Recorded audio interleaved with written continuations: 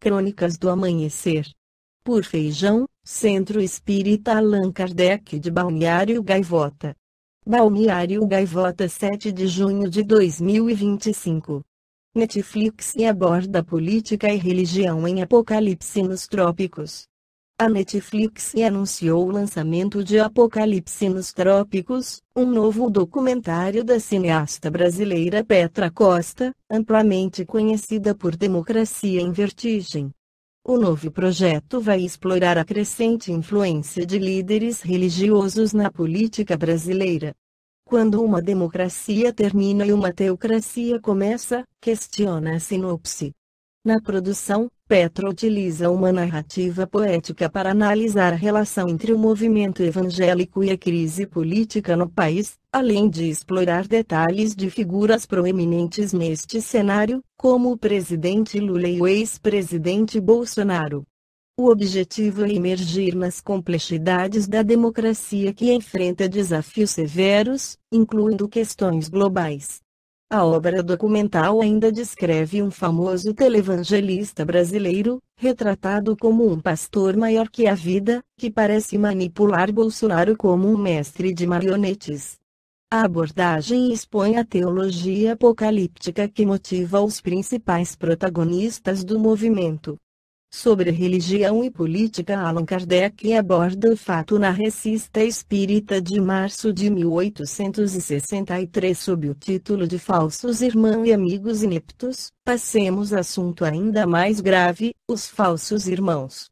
Os adversários do Espiritismo, alguns pelo menos, porquanto existem os de boa fé, eles não são, como se sabe, absolutamente escrupulosos quanto à escolha dos meios.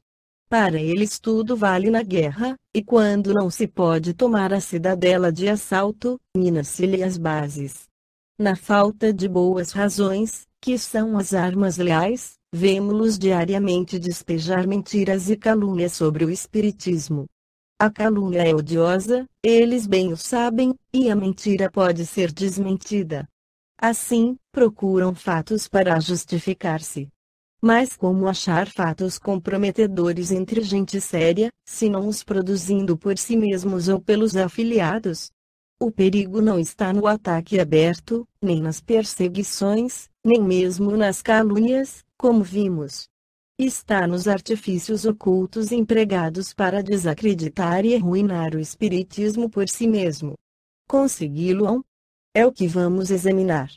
Já chamamos atenção para essa manobra no relatório de nossa viagem de 1862, porque, em nossa caminhada, recebemos 3 beijos de Judas, com os quais não nos enganamos, posto não nos tivéssemos manifestado. Aliás, tínhamos sido prevenidos antes de nossa partida, bem como das armadilhas que nos seriam preparadas. Mas ficamos de olho, certo de que um dia mostrariam as unhas, porque é tão difícil a um falso espírita imitar sempre um verdadeiro espírita, quanto a um mau espírito simular um espírito superior. Nem um nem outro pode sustentar seu papel por muito tempo. De várias localidades nos indicam homens e senhoras de antecedentes e ligações suspeitas, cujo zelo aparente pelo Espiritismo apenas inspira medíocre confiança, e não nos surpreendemos de entre eles encontrar os 3 Judas de que falamos, eles existem nas baixas e nas altas camadas. Da parte deles muitas vezes é mais que zelo, é entusiasmo, uma admiração fanática.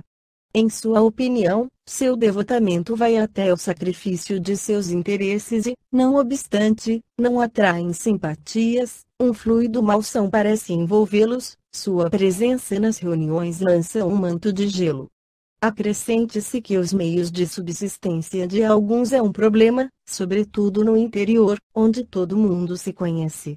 O que caracteriza principalmente esses pretensos adeptos é a tendência para fazer o Espiritismo sair dos caminhos da prudência e da moderação por seu ardente desejo do triunfo da verdade, a estimular as publicações excêntricas, a extasiar-se de admiração ante as comunicações apócrifas mais ridículas que eles têm cuidado de espalhar, a provocar, nas reuniões, assuntos comprometedores sobre política e religião.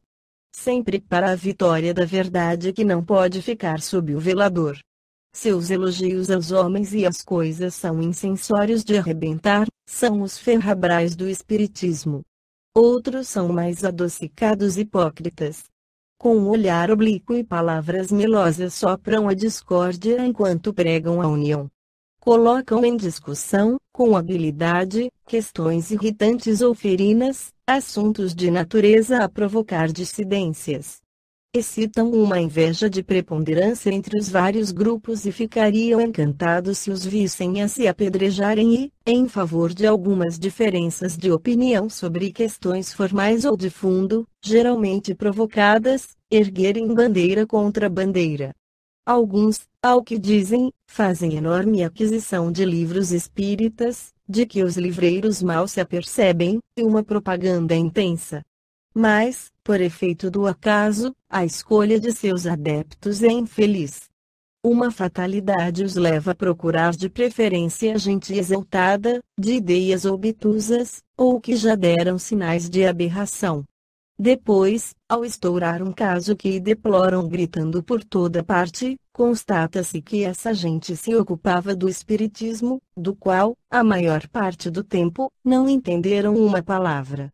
Aos livros espíritas que esses zelosos apóstolos distribuem generosamente, com frequência adicionam, não críticas, pois seria inabilidade, mas livros de magia e feitiçaria ou escritos políticos pouco ortodoxos, ou ignóbeis diatribes contra a religião, a fim de que, surgindo um caso, fortuito ou não, numa verificação se possa confundir tudo. Esta foi a crônica do amanhecer de 7 de junho de 2025. Por Alfredo Feijão Lopes.